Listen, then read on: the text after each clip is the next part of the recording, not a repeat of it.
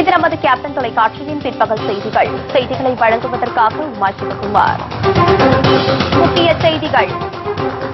முதலமைச்சர் வேட்பாளராக அறிவிக்கப்பட்டுள்ள கேப்டன் விஜயகாந்திற்கு தேமுதிக எம்எல்ஏக்கள், கழக நிர்வாகிகள் நேரில் வாழ்த்து. பட்டாசு வெடிக்கும், இனிப்புகள் வழங்கியும் பல்வேறு இடங்களில் தொடர்ந்து தொண்டர்கள் உற்சாகம்.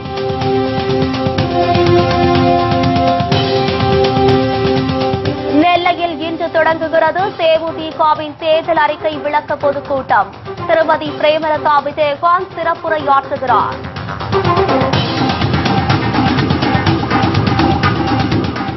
அதிக பணம் மற்றும் தொகுதிகள் என பேரம் பேசியும் துச்சமாக கருதி தூக்கி எறிந்து பாவேந்தர் பாரதிதாசனின் பாட்டிற்கு உதாரண புருஷராக கேப்டன் விஜயகாந்த் திகழ்கிறார். வைகோ பாராட்டு.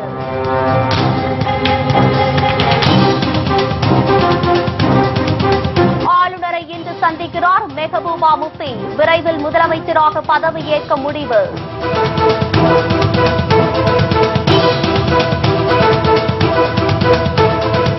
பெல்ஜியம் குண்டுவெடிப்பு, 6 பேர் கைது செய்து விசாரணை. விரிவான செய்திகள். கேப்டன் விஜயகாந்தின் அதிகாரப்பூர்வ பேஸ்புக் பக்கத்திற்கு அந்த நிறுவனம் முறையான அங்கீகாரம் வழங்கியுள்ளது. முதலமைச்சர் வேட்பாளராக கேப்டன் விஜயகாந்த் அணியின் சார்பில் தேமுதிக தலைவர் கேப்டன் விஜயகாந்த் அதிகாரப்பூர்வமாக அறிவிக்கப்பட்டுள்ளார். இதையடுத்து உலகம் முழுவதும் உள்ளவர்களின் பார்வை கேப்டனின் பக்கம் திரும்பியுள்ளது. இதனால் இணையத்தில் கேப்டன் விஜயகாந்த் குறித்த விவரங்களை இளைஞர்களும், மாணவர்களும், பொதுமக்களும் தேடி வருகின்றனர். நாள்தோறும் அரசியல் நிகழ்வுகள், சமூக நிகழ்வுகள் குறித்தும் தமது பேஸ்புக் பக்கத்தில் பதிவேற்றி வருகிறார். இதனால் அவரது பேஸ்புக் பக்கத்திற்கு ஏராளமானோர் வருகை புரிந்து ஆதரவளித்து வருகின்றனர். இந்நிலையில் கேப்டனின் பேஸ்புக் பக்கத்திற்கு அந்த நிறுவனம் அங்கீகாரம் வழங்கியுள்ளது. அதற்கு ஆதாரமாக டிக் குறியீட்டை பேஸ்புக் பக்கத்தில் தெரியும்படி பதிவு செய்துள்ளது. திருநெல்வேலியில் இன்று மாலை தொடங்கும் தேமுதிகவின் தேர்தல் அறிக்கை விளக்க பொதுக்கூட்டத்தில் திருமதி பிரேமலதா விஜயகாந்த் கலந்து கொண்டு சிறப்புரையாற்றுகிறார். தமிழக சட்டமன்ற பொதுத் தேர்தல் மே 16ஆம் தேதி நடைபெற உள்ளது. இத்தேர்தலில் வெற்றி பெற்று தேமுதிக தலைமையில் ஆட்சி அமைந்தால் மேற்கொள்ளும் நடவடிக்கைகள் என்ன என்பது தொடர்பான 2 பகுதிகள் அடங்கிய தேர்தல் அறிக்கையை கேப்டன் விஜயகாந்த் வெளியிட்டுள்ளார். பதவியேற்ற 4 மாதங்களில் வேலையில்லா பட்டதாரிகளுக்கு வேலைவாய்ப்பு உள்ளிட்ட முக்கிய அறிவிப்புகள் அதில் இடம்பெற்றுள்ளன. இதனால் தமிழகத்தை வளர்ச்சிப் பாதைக்கு இட்டுச் செல்லும் திட்டங்களை வெளியிட்டுள்ளதாக கூறி பல்வேறு தரப்பினரும் இதற்கு வரவேற்பு தெரிவித்துள்ளனர். இந்நிலையில் இந்த அறிவிப்புகளை தமிழக மக்களிடம் எடுத்துக் கூறும் வகையில் தமிழகத்தில் உள்ள 11 மாநகராட்சிகளில் இன்று முதல் ஏப்ரல் 4ஆம் தேதி வரை தேர்தல் அறிக்கை விளக்க பொதுக்கூட்டம் நடைபெறுகிறது. இதன் தொடக்கமாக திருநெல்வேலியில் இன்று நடைபெறும் பொதுக்கூட்டத்தில் திருமதி பிரேமலதா விஜயகாந்த் கலந்து கொண்டு சிறப்புரையாற்றுகிறார். இதைத் தொடர்ந்து தூத்துக்குடியில் நாளை நடைபெறும் பொதுக்கூட்டத்தில் அவர் பங்கேற்று பேசுகிறார். இதனிடையே அவருக்கு உரிய பாதுகாப்பு வழங்க கோரி தேமுதிக சார்பில் தேர்தல் ஆணையத்தில் மனு அளிக்கப்பட்டுள்ளது. பாஜக மற்றும் திமுக தரப்பில் அதிக பணம் மற்றும் தொகுதிகள் என பேரம் பேசியும் ஆசை வார்த்தை காட்டியும் அதையெல்லாம் துச்சமாக கருதி தூக்கி எறிந்து பாவேந்தர் பாரதிதாசனின் பாட்டிற்கு உதாரண புருஷராக கேப்டன் விஜயகாந்த் திகழ்வதாக மதிமுக பொதுச் செயலாளர் வைகோ புகழாரம் சூட்டியுள்ளார். மதுரை விமான நிலையத்தில் பேசிய அவர், புதிய வாக்காளர்களிடையே தேமுதிக மக்கள் நல கூட்டணிக்கு அதிக ஆதரவு மற்றும் வரவேற்பு உள்ளதை சுட்டிக்காட்டினார். இதனால் தேர்தலில் தோற்றுவிடுமோ என்ற பயத்தின் காரணமாக அவமானப்படுத்தி வெளியே அனுப்பியவர்களை மீண்டும் கூட்டணியில் ஜெயலலிதா சேர்த்து வருவதாக சாடினார். இருப்பினும் ஊழலை ஒழிக்கும் நோக்கத்தில் செயல்பட்டு வரும் மக்கள் நல கூட்டணியை அவர்கள் எதிர்கொள்வது கடினம் என்று வைகோ தெரிவித்தார். பாஜக மற்றும் திமுக தரப்பில் அதிக பணம் மற்றும் தொகுதிகள் என பேரம் பேசியும் ஆசை வார்த்தை காட்டியும் அதனை எல்லாம் துச்சமாக கருதி தூக்கி எறிந்து பாவேந்தர் பாரதிதாசனின் பாட்டிற்கு உதாரண புருஷராக கேப்டன் விஜயகாந்த் திகழ்வதாக புகழாரம் சூட்டினார். இதன் மூலம் அவருக்கு எதிராக பரப்பப்பட்ட பொய் பிரச்சாரங்களை தூள் தூளாக்கியதுடன் முதலமைச்சர் வேட்பாளருக்கான முழு தகுதியை கேப்டன் பெற்றுள்ளதாக வைகோ பாராட்டு தெரிவித்தார். ஊழலுக்கு அப்பாற்பட்டவர் தான் என்று சகோதரர் விஜயகாந்த் அவர்கள் உள்ளங்கை நெல்லிக்கடியாக எல்லோருக்கும் உணர்த்துகிற விதத்தில் அவர் செயல்பட்டிருக்கிறார். 500 கோடி பணம், 80 தொகுதிகள், இது திமுக தரப்பிலிருந்து. ஒரு ராஜ்யசபா, ஒரு மத்திய மந்திரி, தேவையான பணம் என்று பாரதிய ஜனதா கட்சி தரப்பிலிருந்து. இந்த 2 தரப்பிலிருந்தும் இவ்வளவு பணம் கொடுக்கிறோம், இவ்வளவு இடம் கொடுக்கிறோம், மந்திரி பதவி தருகிறோம் என்று நாம் சொல்லியும் விஜயகாந்த் அவர்கள் அவரை உதறி எறிந்திருக்கிறார் என்றால் எத்தனை கோடி இட்டழைத்தாலும் தொடேன் என்ற அந்த பவேந்தர் பாட்டுக்கேற்ப தனக்கு இதுவரை செய்யப்பட்ட பொய் பிரச்சாரம் எல்லாம் இன்றைக்கு காற்றோடு பறந்துவிட்டது. இந்த ஒன்று போதும். நாங்கள் ஒரு வெளிப்படையான ஊழலற்ற ஆட்சியை அமைக்க நாங்கள் விரும்புவதால் எத்தனை கோடி கொட்டி குவித்தாலும் அந்த ஊழல் படத்தை திரட்டியவர்கள் தேவையில்லை என்று சொல்லக்கூடிய துணிச்சல் சகோதரர் விஜயகாந்த் அவர்களுக்கு இருப்பதனால் அவர் எங்கள் அணி சார்பில், தேமுதிக மக்கள் நல கூட்டணி சார்பில் முதலமைச்சர் வேட்பாளர் என்று சொல்லக்கூடிய முழு தகுதியையும் அதிலேயே பெற்றுவிடுகிறார். 2G வழக்கு, சொத்து குவிப்பு வழக்கு என்ற பெரிய அணுகுண்டுகள் திமுக மற்றும் அதிமுக கட்சிகளை தாக்க தயாராகி உள்ளதாக குறிப்பிட்ட வைகோ, சாகித் பால்வாவுக்கும் மு.க. ஸ்டாலினுக்கும் உள்ள தொடர்பு மற்றும் பெரம்பலூர் சாதிக் பாட்ஷா மரணம் குறித்த விசாரணை நடத்த வேண்டும் என்று வலியுறுத்தினார். ஜெயலலிதா மீது ஊழல் சொத்து குவிப்பு வழக்கு தண்டிக்கப்பட்டால் அவர் சிறைச்சாலைக்கு செல்ல நேரும். நான் அதற்கு மேல் அங்கு என்ன நடக்கும் என்று இப்பொழுது நான் யூகமாக சொல்ல விரும்பவில்லை. 2 குண்டு, ஒரு குண்டு சொத்து குவிப்பு வழக்கு, இன்னொன்று 2G ஸ்பெக்ட்ரம். இந்த 2G ஸ்பெக்ட்ரத்தில் உண்மையாக 1,76,000 கோடியில் பல்லாயிரம் கோடி பலனடைந்த பல பேர் திரைமறைவிலே திமுகவில் வெளியே வராமல் உள்ளே இருக்கிறார்கள். நான் உங்கள் மூலமாக கேட்கிறேன், சிபிஐ மட்டுமல்ல மத்திய சர்க்காருக்கு கேட்கிறேன், சாகித் பால்வா தமிழ்நாட்டுக்கு வந்து ஆயிரக்கணக்கான கோடி என்று சொல்கிறார்கள். அவ்வளவு பணத்தை யாரிடம் கொடுத்தார்? சாகித் பால்வா டிடி திமுகவில் யாரிடம் கொடுக்கப்பட்டது? சாகித் பால்வாவுக்கும் மு.க. ஸ்டாலினுக்கும் ஏற்பட்ட நெருக்கமான உறவு, தொடர்புகள் விசாரிக்கப்பட வேண்டும். சாகித் பால்வாவை பற்றி அது ஸ்டாலின் சாகித் பால்வாவினுடைய தொடர்பை வெளிப்படுத்தியதால் தான் பெரம்பலூர் சாதிக் பாட்சா சாக நேர்ந்தது. கல்வி கூடங்களை அதிகரிப்பது, மதுக்கடைகளை மூடுவது, வேலையில்லாத திண்டாட்டத்தை போக்குவது, ஊழலற்ற ஆட்சி அமைப்பதை தேமுதிக மக்கள் நல கூட்டணியின் முக்கிய நோக்கம் என்று வைகோ தெரிவித்தார். ஜம்மு காஷ்மீரில் ஆட்சி அமைக்க உரிமை கோரி ஆளுநரை இன்று சந்திக்கிறார் மெஹபூபா முஃப்தி. காஷ்மீரில் முதலமைச்சராக இருந்த முஃப்தி முகமது சயீத்தின் மரணத்தை தொடர்ந்து புதிய அரசு பதவி ஏற்கவில்லை. அவரது மகளான மெஹபூபா காஷ்மீருக்கு பல்வேறு திட்டங்களை நிறைவேற்ற பல்வேறு கோரிக்கைகளை மத்திய அரசிடம் வைத்ததே இதற்கு காரணம் என்று கூறப்பட்டது. இதையடுத்து அங்கு ஆளுநர் ஆட்சி அமல்படுத்தப்பட்டது. இந்நிலையில் சமீபத்தில் பிரதமர் மோடியை மெஹபூபா சந்தித்து பேசினார். இந்நிலையில் ஜம்முவில் தனது கட்சி எம்எல்ஏக்களுடன் அவர் ஆலோசனை நடத்தினார். கூட்டத்தில் கட்சியின் சட்டப்பேரவை தலைவராக மெஹபூபா முஃப்தி ஒருமனதாக தேர்ந்தெடுக்கப்பட்டார். ஆட்சி அமைப்பது தொடர்பாக வெள்ளிக்கிழமை தங்கள் நிலைப்பாட்டை தெரிவிக்கும்படி இரு கட்சிகளுக்கும் ஆளுநர் ஓரா கடிதம் எழுதிய நிலையில் இந்த தேர்வு நடந்துள்ளது. இந்நிலையில் ஆட்சி அமைக்க உரிமை கோரி ஆளுநரை அவர் இன்று சந்திக்கிறார். இதேபோல் பாஜக தரப்பிலும் இன்று ஆதரவு கடிதம் கொடுக்கும் என்று எதிர்பார்க்கப்படுகிறது. கேப்டன் விஜயகாந்த் அணியின் முதலமைச்சர் வேட்பாளராக அறிவிக்கப்பட்டுள்ள தேமுதிக தலைவர் கேப்டன் விஜயகாந்திற்கு தேமுதிக எம்எல்ஏக்கள் மற்றும் கழக நிர்வாகிகள் நேரில் வாழ்த்து தெரிவித்தனர். திமுக மற்றும் அதிமுக கட்சிகளுக்கு எதிராக மிகப்பெரிய அலை தமிழகத்தில் உருவாகியுள்ளது. இந்நிலையில் மக்கள் எதிர்பார்த்த வண்ணம் இவ்விரு கட்சிகளுக்கு மாற்றாக மாற்றத்தை ஏற்படுத்த தேமுதிக மக்கள் நல கூட்டணி இணைந்து கேப்டன் விஜயகாந்த் அணி என்ற புதிய அணி உருவாகியுள்ளது. இந்த கூட்டணியின் முதலமைச்சர் வேட்பாளராக கேப்டன் விஜயகாந்த் அறிவிக்கப்பட்டுள்ளார். இதற்கு பல்வேறு தரப்பினரும் வரவேற்பு தெரிவித்துள்ளனர். இந்நிலையில் கழக இளைஞர் அணியினர், தேமுதிக சட்டமன்ற உறுப்பினர்கள், புதுச்சேரி கழக பொறுப்பாளர்கள் உள்ளிட்டோர் நேரில் சென்று முதலமைச்சர் வேட்பாளராக அறிவிக்கப்பட்டுள்ள கேப்டன் விஜயகாந்திற்கு சால்வை அணிவித்து வாழ்த்து தெரிவித்தனர். பெல்ஜியம் குண்டுவெடிப்பு தொடர்பாக 6 பேர் கைது செய்யப்பட்டுள்ளனர். கைதானவர்களில் ஒருவன் பிரசல்ஸ் நகரில் ஜெட்டே என்ற பகுதியில் பதுங்கியிருந்தபோது சிக்கினார். அவனிடம் நடத்திய விசாரணையில் மேலும் 3 பேர் கைதாகினர். இவர்கள்தான் தாக்குதல் நடத்த சதித்திட்டம் தீட்டியதாகவும் மற்ற 3 உதவி செய்ததாகவும் தெரியவந்துள்ளது. பெல்ஜியம் நாட்டின் தலைநகரான பிரசல்ஸ் நகரில் 22ஆம் தேதி ஜாவெண்டம் சர்வதேச விமான நிலையத்திலும் மேல்பிக் சுரங்க ரயில் நிலையத்திலும் தீவிரவாதிகள் தொடர் குண்டுவெடிப்புகளை நடத்தி உலகம் முழுவதும் பரபரப்பை ஏற்படுத்தினர். இந்த தாக்குதல்களில் 30க்கும் மேற்பட்டோர் உயிரிழந்தனர், 300க்கும் மேற்பட்டோர் படுகாயமடைந்தனர்.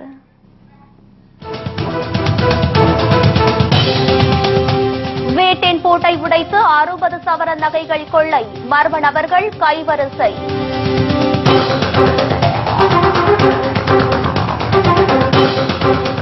முன்விரோதம் காரணமாக இளைஞரை தாக்கி கொலை செய்த வழக்கில் 3 ஆயுள் தண்டனை. மற்றும் பல செய்திகள் ஒரு சிறிய இடைவெளிக்கு பிறகு. செய்திகள் தொடர்கின்றது. உளுந்தூர்பேட்டை அருகே வீட்டின் பூட்டை உடைத்து 60 சவரன் நகைகள் கொள்ளையடிக்கப்பட்ட சம்பவம் பெரும் பரபரப்பை ஏற்படுத்தியுள்ளது. விழுப்புரம் மாவட்டம் நகரை சேர்ந்த செல்வராஜ் என்பவர் வீட்டில்தான் இந்த கொள்ளை சம்பவம் அரங்கேறியுள்ளது. தமது குடும்பத்தினருடன் இவர் தோட்டத்திற்கு சென்றுள்ளார். இதனால் வீட்டில் ஆள் இல்லாததை பயன்படுத்தி வீட்டின் பூட்டை உடைத்து பீரோவில் இருந்து 60 சவரன் நகைகள் மற்றும் ரொக்கத்தை அள்ளி சென்றுள்ளனர். இது தொடர்பாக அளிக்கப்பட்ட புகாரின் பேரில் உளுந்தூர்பேட்டை போலீசார் விசாரணை மேற்கொண்டு வருகின்றனர். இதனிடையே கிருஷ்ணகிரி மாவட்டம் வேலம்பட்டியை சேர்ந்த ஜோதிடரிடம் கத்திமுனையில் 3 சவரன் நகைகளை மர்ம கும்பல் பறித்து சென்றுள்ளது. பின்னர் இது தொடர்பாக அளிக்கப்பட்ட புகாரின் பேரில் விசாரணை மேற்கொண்ட ஊத்தங்கரை போலீசார் கல்குமாரம்பட்டியை சேர்ந்த ராமு உள்ளிட்ட 5 பேரை கைது செய்து நீதிமன்றத்தில் ஆஜர்படுத்தி பின்னர் சிறையில் அடைத்தனர். முன்விரோதம் காரணமாக இளைஞரை தாக்கி கொலை செய்த வழக்கில் 3 பேருக்கு ஆயுள் தண்டனை விதித்து கரூர் மகிளா நீதிமன்றம் தீர்ப்பளித்துள்ளது. கரூர் மாவட்டம் வேங்கடமேட்டை சேர்ந்த சக்தி என்பவர் கடந்த 2012ஆம் ஆண்டு கொலை செய்யப்பட்டார். முன்விரோதம் காரணமாக நிகழ்ந்த இந்த கொலை சம்பவம் தொடர்பாக அதே காலனியை சேர்ந்த ராக்கி, உதயன், பெரிய ஆண்டாங்கோவிலை சேர்ந்த ராமதுரை மற்றும் நீலிமேட்டை சேர்ந்த கதிரவன் ஆகியோர் கைது செய்யப்பட்டனர். இந்த வழக்கு கரூர் மகிளா நீதிமன்றத்தில் நடைபெற்று வந்தது. இதில் குற்றவாளிகளில் ஒருவரான உதயன் இறந்துவிட்டதால் எஞ்சிய 3 ஆயுள் தண்டனை விதித்து நீதிபதி குணசேகரன் தீர்ப்பளித்தார். இதைத் தொடர்ந்து அவர்கள் திருச்சி மத்திய சிறையில் அடைக்கப்பட்டனர்.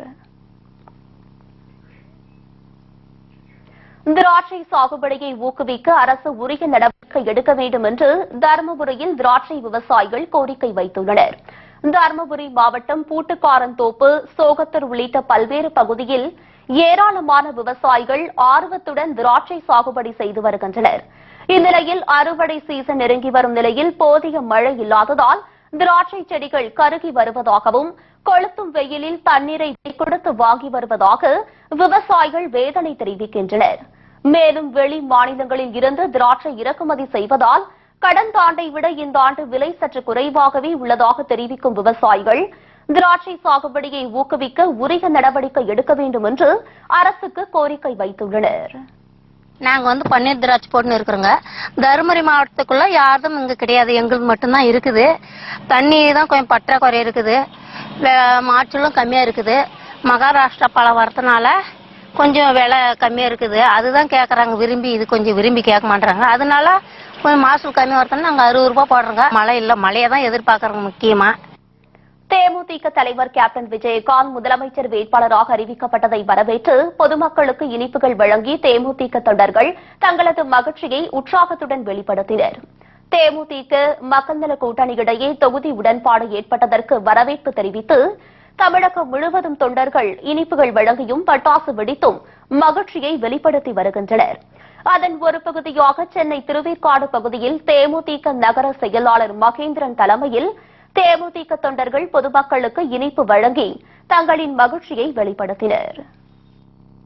எங்களது கேப்டன் அவர்களை முதல்வர் வேட்பாளராக அறிவித்த இந்த பாண்டவர் அணிக்கு முதற்கண் எங்கள் திருவேற்காடு நகரத்தின் சார்பான நன்றியினை தெரிவித்து வருகின்ற சட்டமன்ற தேர்தலிலே 234 தொகுதியிலும் வெற்றிக்காக பாடுபட்டு ஆவடி தொகுதியை முதன்மை தொகுதியாக கைப்பற்றி கேப்டனின் கரங்களில் ஒப்படைப்போம். இதில் எவ்வித மாற்று கருத்தும் கிடையாது என்பதை இந்த திருவேற்காடு நகரத்தின் சார்பாகவும் தமிழகத்தின் பல்வேறு பகுதிகளில் கோவில் திருவிழாக்கள் வெகு விமரிசையாக நடைபெற்றது.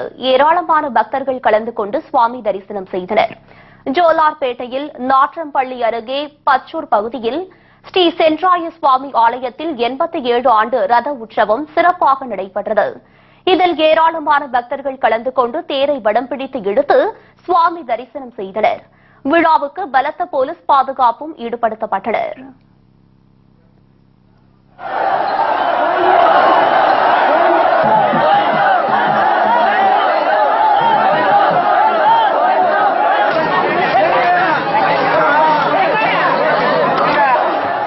இதனிடையே விழுப்புரம் மாவட்டம் உளுந்தூர்பேட்டை அருகே மல்லிகா கிராமத்தில் உள்ள முத்துமாரியம்மன் கோவில் திருவிழா வெகு உற்சாகத்துடன் நடைபெற்றது. விழாவில் ஏராளமான பக்தர்கள் கலந்து கொண்டு கையில் தீச்சட்டி ஏந்தி சுவாமியின் நேர்த்திக்கடன் செலுத்தினர். உளுந்தூர்பேட்டை திருவிடைமருதூர் அருகே சிவராமபுரத்தில் சாய்பாபா கோவிலில் 4ஆம் ஆண்டு கும்பாபிஷேக விழா சிறப்பாக நடைபெற்றது. விழாவில் சிறப்பு அலங்காரத்தில் பக்தர்களுக்கு காட்சியளித்தார். திருவிடைமருதூர் நாகை மாவட்டம் பூம்புகார் தொகுதி தரங்கம்பாடி அருகே உள்ள விளநகர் பகுதியில் ஸ்ரீ சுயம்பு ஷீரடி சாய்பாபா கோவிலில் நடைபெற்ற மகா கும்பாபிஷேக விழாவில் ஏராளமான பக்தர்கள் கலந்து கொண்டு சுவாமி தரிசனம் செய்தனர்.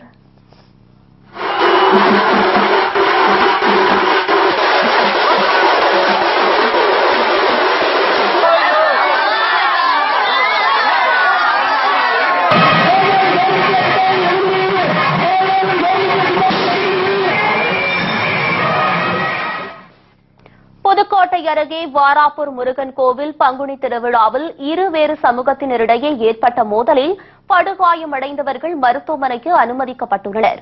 இதனிடையே மோதலில் கைதானவர்களை விடுவிக்க கோரி அப்பகுதி மக்கள் வருவாய் கோட்டாட்சியர் அலுவலகத்தை முற்றுகையிட்டனர். இதேபோன்று கிருஷ்ணகிரி மாவட்டம் ஊத்தங்கரை அடுத்த மிட்டப்பள்ளியில் நடைபெற்ற கோவில் திருவிழாவில் மோதலில் ஈடுபட்ட 26 பேரை போலீசார் கைது செய்தனர். மது விலக்கை அமல்படுத்த வலியுறுத்தி சைக்கிள் பேரணி துவங்கியுள்ளது. தோழன் அமைப்பு சார்பில் 3 சைக்கிள் வீரர்கள் இந்த பேரணியை இன்று தொடங்கியுள்ளனர். அசோக் பில்லரில் இன்று தொடங்கி திண்டிவனம், புதுச்சேரி, மகாபலிபுரம் உள்ளிட்ட இடங்கள் வழியாக 3 நாட்கள் பயணம் செய்து காந்தி சிலை அருகே 3 வீரர்களும் தங்களது மதுவிலக்கு தொடர்பான தங்களது பிரச்சாரத்தை நிறைவு செய்கிறார்கள் என்று நிகழ்ச்சி ஏற்பாட்டாளர்கள் தெரிவித்தனர். இந்த பயணத்தின் போது துண்டு பிரசுரங்கள் மூலம் மதுவின் தீமை குறித்து அவர்கள் விழிப்புணர்வை ஏற்படுத்த உள்ளதாகவும் அந்த அமைப்பு தெரிவித்துள்ளது. ஒரு நாளைக்கு 2 ட்ரங்க் அண்ட் டிரைவர்ஸ் தமிழ்நாடு சாலைகளில் இறந்து போயிட்டு இருக்காங்க. இது மதுவுக்கு எதிராக பண்ண வேண்டிய காரணம் NCRB டேட்டா படி பார்க்கும்போது ஒரு வருஷத்துல மட்டும் 700 பேருக்கு மேல தமிழ்நாட்டில இருந்து சாலை விபத்துல அந்த ட்ரங்க் அண்ட் டிரைவ்னால இறந்திருக்காங்க. அதிகப்படியான விபத்துகள் நடக்கிறதுக்கும் காரணம் இந்த ட்ரங்க் அண்ட் டிரைவ் தான் இருக்கு. அதை ஒட்டிய விழிப்புணர்வுக்காக தான் இந்த நிகழ்வு துவங்குது. 3 இளைஞர்கள் தங்களுடைய முழு நேரங்களையும் மக்கள் சந்திக்கக்கூடிய மார்க்கெட்டா இருக்கட்டும், தெருமுனைகளா இருக்கட்டும், பள்ளி கல்லூரி வாயில்களாக இருக்கட்டும், வழிபாட்டு தலங்களா இருக்கட்டும், அந்த இடங்கள்லாம் மைக்க வச்சுட்டு அந்த புள்ளி விவரங்களையும் பாடலாக பாடி காமிக்கிறது, மைம் பண்றது, பேசி காமிக்கிறது, இந்த மாதிரி நிகழ்வுகளை தொடர்ந்து பண்ண இருக்கிறார். புனித வெள்ளியையொட்டி சென்னை உள்பட தமிழகத்தின் பல்வேறு பகுதியில் உள்ள கிறிஸ்தவ ஆலயங்களில் சிறப்பு திருப்பலி நடைபெற்றது. இயேசு கிறிஸ்து அனுபவித்த துன்பங்களையும் சிலுவை சாவையும் நினைவு கூறும் வகையில் அனுசரிக்கப்படும் புனித வெள்ளியையொட்டி சென்னையில் உள்ள கிறிஸ்தவ பேராலயத்தில் சிறப்பு திருப்பலி மற்றும் ஆராதனைகள் நடைபெற்றன. இதில் ஏராளமானோர் கலந்து கொண்டனர். புனித வாரத்தினுடைய உச்சகட்டமாக இன்று பெரிய வெள்ளிக்கிழமையாக இன்று புனித வெள்ளிக்கிழமை இன்று இந்த ஆண்டவராய் இயேசு கிறிஸ்துடைய பாடுகளை பற்றி அதிகமாக சிந்திக்கின்ற ஒரு நாளாக பார்க்கின்றோம். காரணம் 2000 ஆண்டுகளுக்கு முன்பாக ஆண்டவராய் இயேசு கிறிஸ்து உலக மக்கள் அனைவருடைய பாவங்களுக்காக தந்தையார் கடவுளுடைய திட்டத்தை நிறைவேற்றுவதற்காக அடிமையின் கோலம் பூண்டு சிலுவை சாவை ஏற்று அந்த சிலுவை சாவின் வழியாக எல்லா மக்களையும் மீட்டு கொண்டார். எல்லா மக்களுடைய பாவங்களுக்காகவும் தன்னை அவர் சிலுவையில் கையளித்து உயிர் விட்ட அந்த நாளை நினைத்து பார்க்கின்றோம்.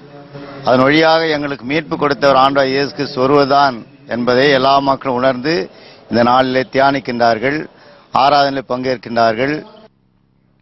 நாகர்கோவிலில் உள்ள புனித சவேரியார் பேராலயத்தில் புனித வெள்ளியையொட்டி மாலை திருப்பாடும் சிலுவை பாதை நிகழ்ச்சியாக நடைபெறுகிறது.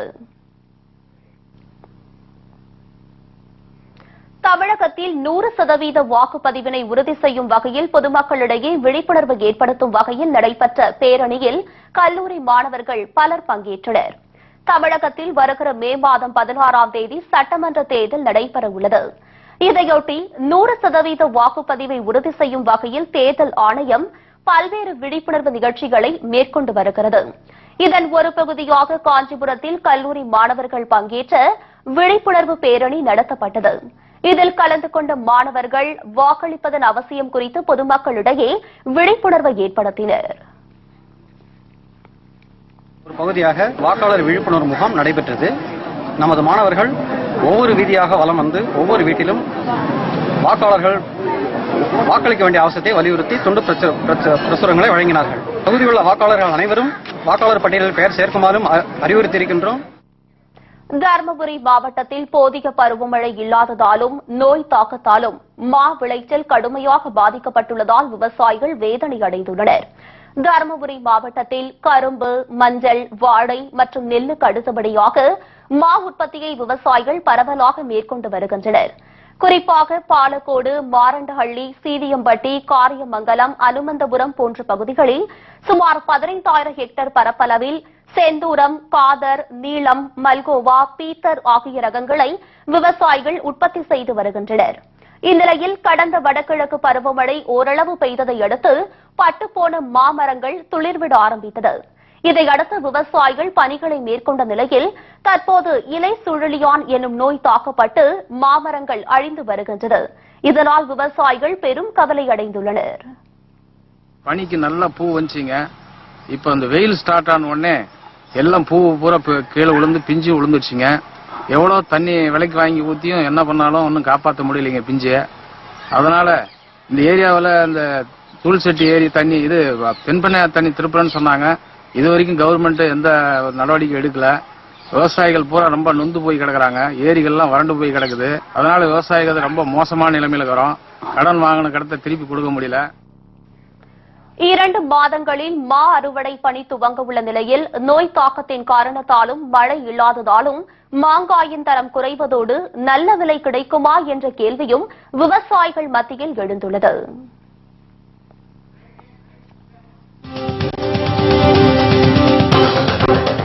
டெண்டுல்கர் காலம் முடிந்து விராட் கோலியின் காலம் துவங்கிவிட்டதாக ஷேவாக் கருத்து. விவரம் இடைவேளைக்கு பிறகு.